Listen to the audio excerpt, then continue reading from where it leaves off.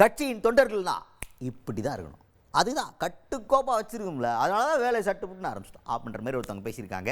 Already சொன்ன மாதிரி யார் அவங்க, எந்த கட்சியின் தொண்டர்களை பற்றி பேசியிருக்காங்க? தேமுதிக பொதுச் செயலாளர் பிரேமலதா விஜயகாந்த் அவங்க தான்.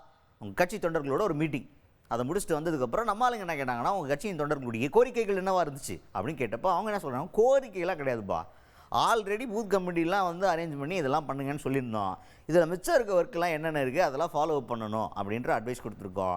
இது போக மூத்த தலைவர்கள் சில காரணத்தினால விலகி இருப்பாங்க கட்சி அதுக்குள்ளே இயங்குறதுலேருந்து, அவங்களெல்லாம் மறுபடியும் நம்ம ரீஜாயின் பண்ணி அவங்களோட சேர்ந்து அவங்களுடைய அட்வைஸை கேட்டு நம்ம கட்சியை டெவலப் பண்ணுறது, நம்ம சொல்கிற அட்வைஸ் அவங்க கேட்குறது, இந்த மாதிரி எங்களுக்குள்ள குடுக்கல் வாங்கல் அப்படி நிறைய இருந்துச்சு.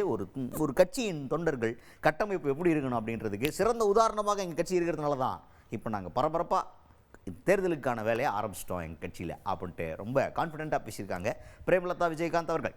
நிர்வாகிகள் கோரிக்கை இல்லை, இது நான் ஏற்கனவே உங்களுக்கு சொன்னதுதான் தெளிவா, இது எங்களுடைய கட்சிக்கான பணிகள் மட்டுமே, எங்கள் கட்சிக்கான வளர்ச்சிக்கான பணிகள். இப்ப நான் சொன்னல, ஒரு 80% பூத் அமைச்சிருப்பாங்க, இன்னொரு 20% பேலன்ஸ் இருக்கும், அது முடிக்கணும்.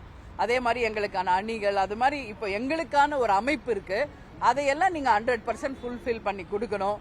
கீழே கிளைகள் வரைக்கும் சென்று நேரடியாக, சும்மா போன்ல பேசுற வேலையில, கீழே கிளைகள் வரைக்கும் சென்று தொண்டர்களை, நிர்வாகிகளை, கிளைக்கழக செயலாளர்களை சந்தித்து அவர்களிடம் நம்மளுடைய கட்சியினுடைய வளர்ச்சி பாதைக்கு கொண்டு செல்ல அவர்களை நேரடியா சந்திக்கிறோம்.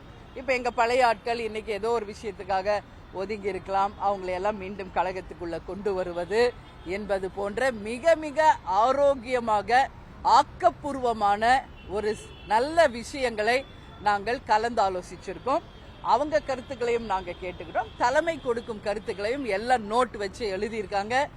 ஒரு கட்டுப்பாடுனா இப்படிதான் இருக்கணும் ஒரு கட்சி அப்படின்னு சொல்லக்கூடிய அளவு எங்களுக்கான தேர்தல் பணியை தமிழ்நாட்டிலேயே முதல் கட்சியாக நாங்க எங்க பணியை தொடங்கிவிட்டோம் என்பதை இந்த நேரத்தில் நான் பெருமையோட கேப்டன் கோயில்ல இருந்து உங்க முன்னாடி சொல்வதில் பெருமைப்படுகிறேன். அதுக்கடுத்து அவங்கள்ட்ட என்ன கேட்டாங்க அப்படின்னா, மேடம் முன்னாடி வந்து விஜயகாந்த் தலைமையில் மக்கள் நல கூட்டணின்னு ஒன்று அமைக்கப்பட்டது, இப்போ விஜய் அவர்கள் கட்சி ஆரம்பிச்சிருக்காரு, விஜய் அவர்களுடைய தலைமையில் ஒரு மக்கள் நல கூட்டணி அமைவதற்கான வாய்ப்பு இருக்கா, அதில் உங்களுக்கு கூட்டணியில் எதுவும் அப்படின்ற மாதிரி கேட்டோன்னே டென்ஷன் ஆகிட்டாங்க. ஏன் டென்ஷன் ஆனாங்கன்னா டென்ஷனாகி கத்தலாம் இல்லை, ரொம்ப பொலைட்டாக தான் பேசினாங்க. நான் மறுபடியும் உங்கள்கிட்ட சொல்லிட்டேன், தெளிவாக எங்களுக்கு கூட்டணி அமைக்கிறதுக்கு ஒரு கால அவகாசம் தேவைன்னு சொல்லிட்டேன்.